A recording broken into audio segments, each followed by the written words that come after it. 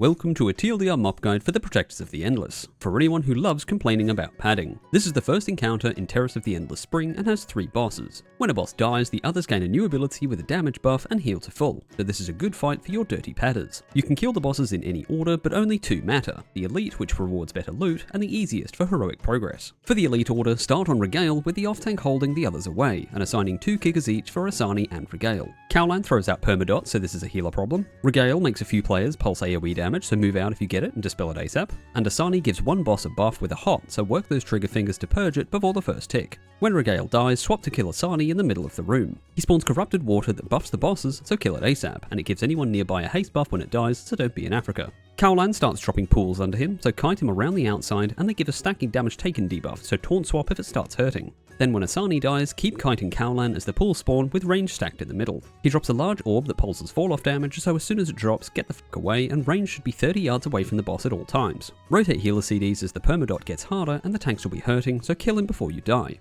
On Heroic, you now get ads spawning from one direction that try to reach and buff the lowest health boss, but buffing the closest 5 players when they die. If a boss reaches 5 stacks or anyone reaches 10 stacks, you'll all be fish food, so this is how to deal with it. Split the raid into 5 groups with the highest DPS in Group 1 and Group 5 being healers, tanks, and the one guy who does less than the healers but he's been in the guild since vanilla. Stack the bosses with the current soak group on the ad side and everyone else in the other. First, Groups 1 and 2 take 3 stacks, then 3 and 4 take 2 stacks. Then Groups 1 and 2 take 2 stacks, and 3 and 4 take 3 stacks for a total of 5 each. Then rotate those 4 groups every 2 additional stacks until they all have 9. Then Group 5 will take 9 stacks in a row, and if the boss isn't dead by then, Group 1 can start the order again. The easiest boss order starts with killing Cowland, so the permadot drops when he dies, reducing the raid damage. Regale now uses Lightning Storm, expanding rings for you to dodge, moving outwards from the middle. Keep kicking Regale and Asani, kill the corrupted water, dispel the boss hot, and dodge the rings. Kill Regale second, and when he does, Asani starts casting Overwhelming Corruption, ramping raid-wide damage until you kill them. Rotate healer CDs once it starts hurting, lust it up, and end the fight so you can learn it again on hard mode. Tsulong is the second boss in Terrace and has alternating phases, changing every 2 minutes. During the day he's friendly and needs to be healed, and at night he's hostile like an abusive stepdad. His health inverts when he phases, so either heal him to full or bring him to 0 to win. Starting with the night phase, he has a frontal breath with a damage taken increase, so tanks face him away and swap on each cast. And if you need to take 2, pop a defensive and you'll be fine. Nightmares are fear pools around a few range players, so spread out not to fear other people, but it can be dispelled. And the raid gets a stacking dot, so clear it by running into a sunbeam, getting smaller when people use it. Clear the debuff before you start hurting, or around 15 stacks, but on Heroic you'll need to clear more often. If you have a load of shamans, you can stack near the sunbeam and drop a tremor totem before the fear, then everyone clear at once. And on Heroic you get ads that try to destroy the light, so hard swap to CC, grip, slow and kill them before they reach it. During the day phase, swap to heal the boss and deal with a bunch of ads. The boss has sun breath, damaging ads and buffing players in a frontal cone, giving mana and a healing increase, so grab the buff before blowing those cooldowns. It also gives 25% primary resource, so everyone stack in front of the boss for that sweet power spike. Embodied Terrors put a heavy dot on the boss and players, so dispel it ASAP, prioing the boss if you don't want to be here forever. The ad can be stunned, so keep him stun locked while you nuke him down before he becomes stun immune. When it dies, it spawns 5 small ads that cast a fear, so kill the big ad just before a breath for the boss to kill them all for you. If you're too late, you'll have to kill them yourself, but they can be interrupted, so throw some AoE CC on them to stop the fear. And unstable Sha ads deal high damage to the boss if they reach him, so spread around the room as their top priority. On Heroic, not much changes, but you get additional light beams that give extra mana and a 1500% healing buff, dropping over 6 seconds. Unfortunately, it doesn't stack with the breath, but if you have insane burst healing, grab it and blow your beefed up load. The ads from the sun phase won't despawn when the phase changes, so clean them up before swapping back to the boss, then keep killing or healing him until you get that loot.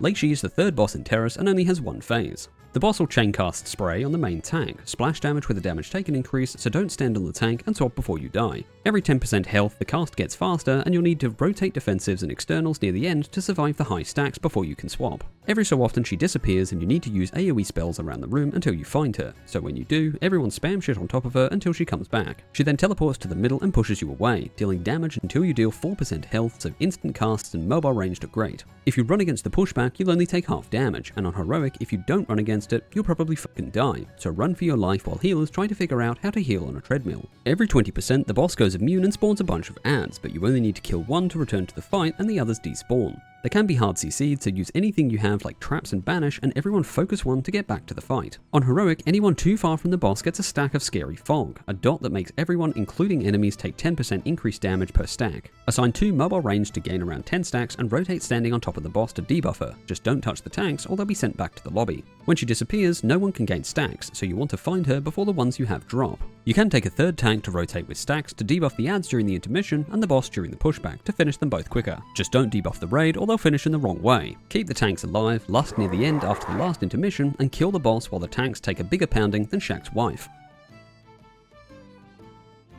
Sha of Fear has 1 phase on normal and 2 phases on heroic, and you'll need 2 to 4 tanks depending on your damage. During phase 1, the active tank should stand in the middle circle so the boss fixates on them and doesn't go nuts. It also makes a safe zone to protect against Breath of Fear, which hits anything outside of it, so if you aren't in it, you'll eat shit. For tanks, he casts Thrash every 4th attack, hitting 3 extra times, so be prepared for the extra damage. And Eerie Skull deals random splash damage, so ranged stand further away and spread out. He spawns a couple of ads on either side of him that have a frontal shield and shoot bolts at people's feet, so don't stand in them and kill them in between the breaths. He also casts Ominous Cackle, sending a tank, healer, and 3 DPS to kill a panda in a shrine. The panda shoots frontals in different directions, and if you get hit twice, you'll be feared, so avoid them if you can, as they are in set patterns. On heroic, learn where to stand in each shrine using this handy chart to avoid being feared, and healers be prepared for the damage if you choose to tank one of them so you don't have to move that much. Death Blossom is heavy damage in all directions, so hide behind a pillar until it's over. And as you damage the panda, chi orbs drop that heal them, so pick them up to prevent it. When you kill the ad, you'll be sent back with a buff and a fear immunity, but if it's during the breath, pop a defensive and get to the safe zone.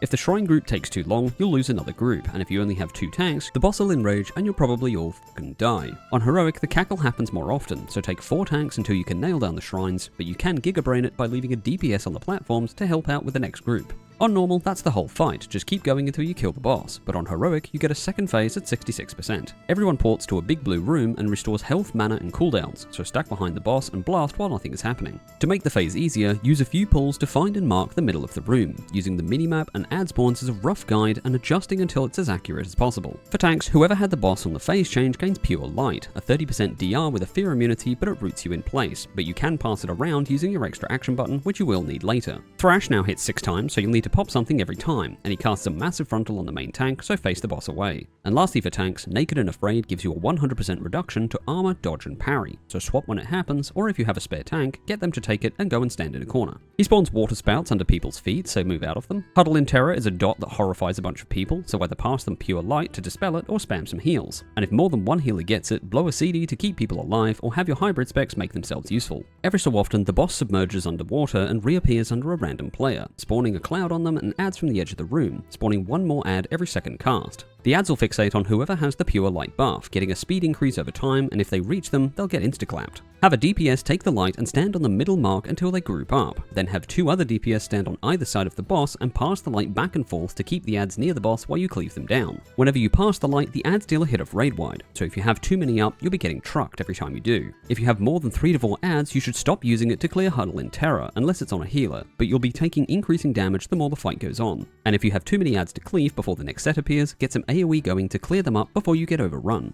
Keep killing the ads while chipping away at the boss until you eventually get him down. And that's it. Congrats on killing the Sha of Fear and clearing the Terrace of Endless Spring, a long-ass fight that'll need a side video to keep the zoomers from tweaking out. If you want some more info on the fights or just want to support the channel, you can become a member to get access to my written raid notes. Like and subscribe if you found these useful. I'll catch you in the next one.